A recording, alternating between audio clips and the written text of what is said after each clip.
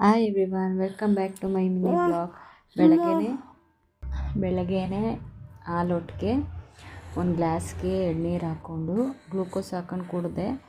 ಎಳ್ನೀರು ಕುಡಿಯೋದ್ರಿಂದ ನಮ್ಮ ಡೈಜೆಷನ್ ಸಿಸ್ಟಮ್ ಚೆನ್ನಾಗಿರುತ್ತೆ, ಚೆನ್ನಾಗಿ ಡೈಜೆಷನ್ ಆಗುತ್ತೆ ನಮ್ಮ ಫುಡ್ಡು.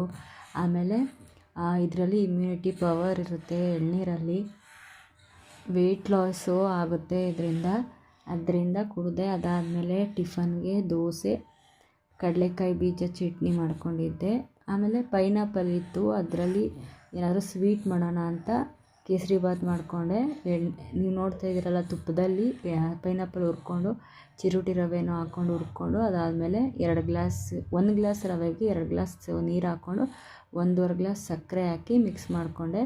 ಲಾಸ್ಟಲ್ಲಿ 1 ಟೇಬಲ್ ಸ್ಪೂನ್ ತುಪ್ಪ ಮತ್ತು ಡ್ರೈ ಫ್ರೂಟ್ಸ್ ಹಾಕ್ಬಿಟ್ಟು ಮಾಡಿದ್ದೆ. ತುಂಬ ಚೆನ್ನಾಗಾಗಿತ್ತು. ನಿಮಗೆ ಈ ವಿಡಿಯೋ ಇಷ್ಟ ಆದರೆ ದಯವಿಟ್ಟು ಲೈಕ್ ಮಾಡಿ. Thank you.